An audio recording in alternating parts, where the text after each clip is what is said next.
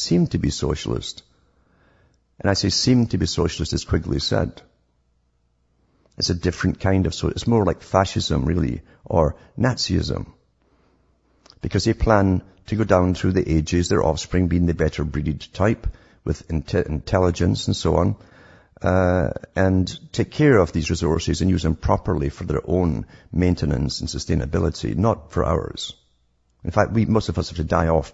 And I mentioned too the H.G. Wells, who also was a member of this group in his day, belonging to the Fabian Society, funded by the Astor family, Lord Astor, as was in fact the setup of the Royal Institute of International Affairs.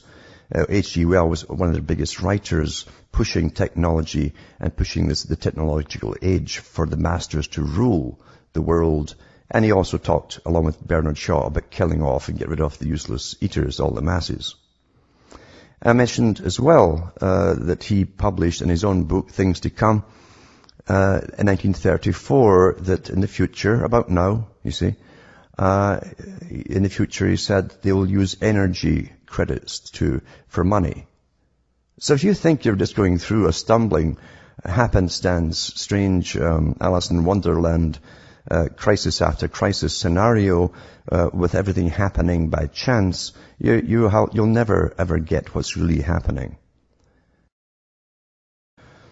To do with this society, this technocracy, Inc., because it's important you realize it's not new. It's mandated from the top. The biggest bankers in the planet have always been part of it.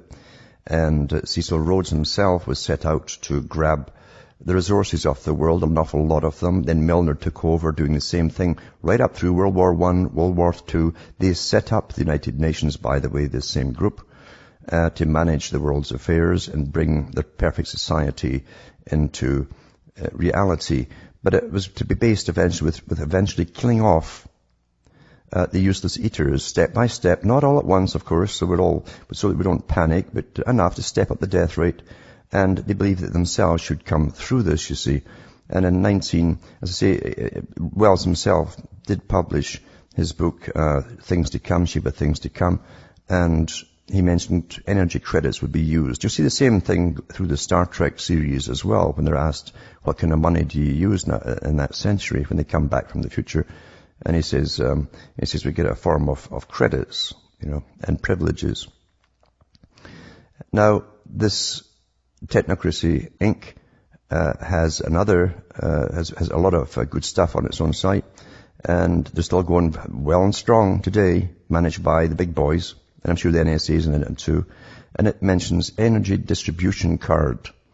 And this is from an article that was published in their magazine, Technocracy Magazine, July 1937. It says that which ceases to function ceases to exist. As each day passes, it becomes more evident that our socio-economic structure is unsustainable. Where have you heard that before? In the technological, scientific age in which we live.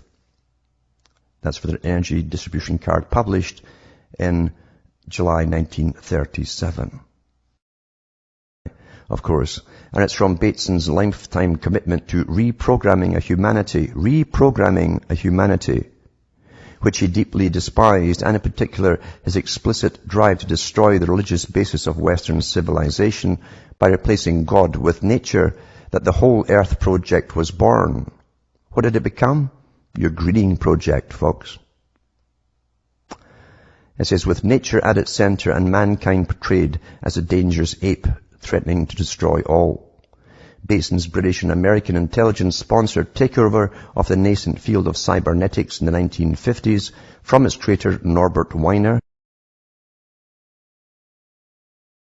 led directly into Bateson's LSD-driven experiments on schizophrenia and creativity in Palo Alto, which in turn were the origins of Key Kisses, Merry Pranksters and their house band, and the Grateful Dead. They were running around doing these experiments. They called it the experiment and gave stacks of, millions of LSD to distribute among society to get them turned on, drop out. Well, society fell apart around them. That was the whole idea of it. All military guys. Don't forget that for a second. All these top guys were from the military.